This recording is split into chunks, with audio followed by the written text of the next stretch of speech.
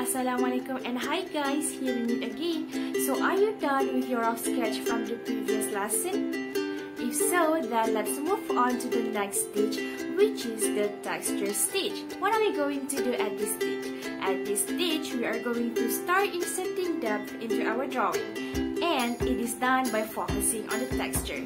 So let's get into it. The texture that needs to be put into each drawing is different depending on the reference picture.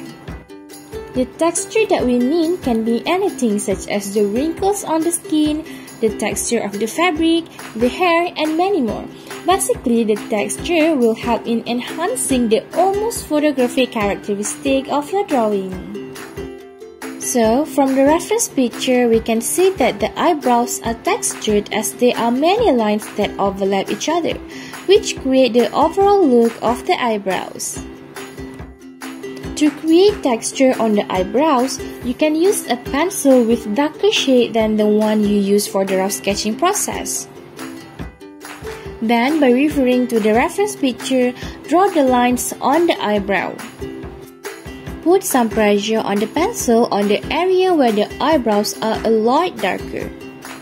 In my case, I use a light shaded charcoal pastel before applying the pastel that is a bit darker than the first one. Then, I create the lines for the texture by using a charcoal pencil. When using a charcoal pencil, you do not have to put too much pressure on it because the shade of the charcoal is already dark.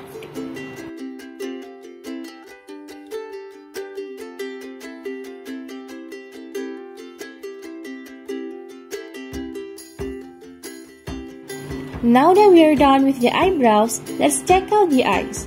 Which part of the eyes that need to be textured?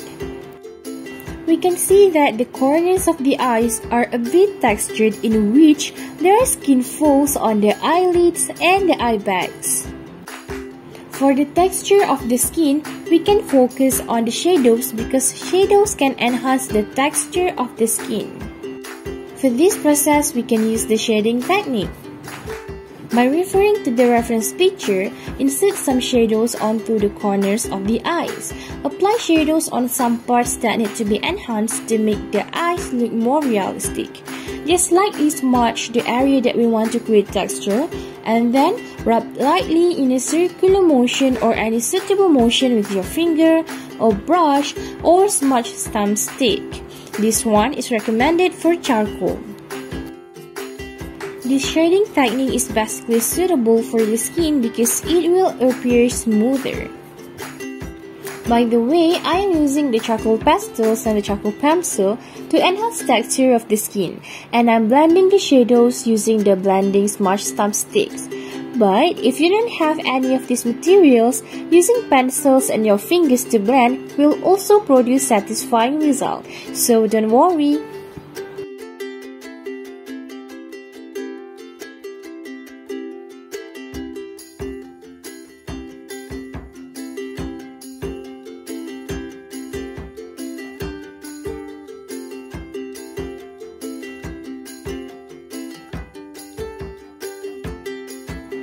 Next, for the eyelashes, obviously the texture is different from the skin, right?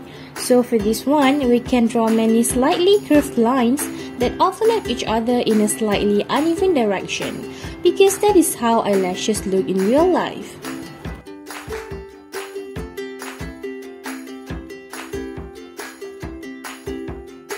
The technique that we use to create the texture of the eyelashes is basically the same as the eyebrows, which is the hatching technique. I am using the charcoal pencil to create texture of the eyelashes.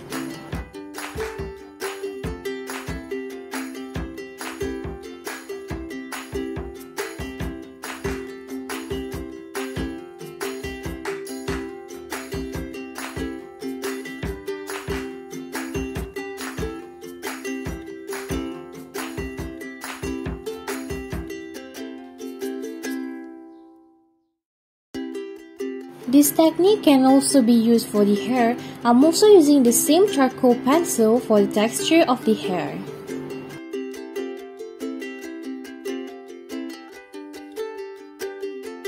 Okay, so this is the process of creating the texture of a realistic drawing. It may seem a bit challenging, but don't worry, through some practices we believe that you can master this skill. So now we have another challenge for you. So have you done the first challenge, the rough sketch one?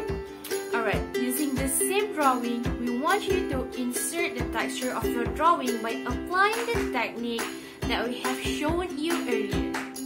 And as usual, don't forget to share the result in the students project section below. We are really looking forward to see the progress. Alright, so I guess that's all. See you in the next lesson. Bye!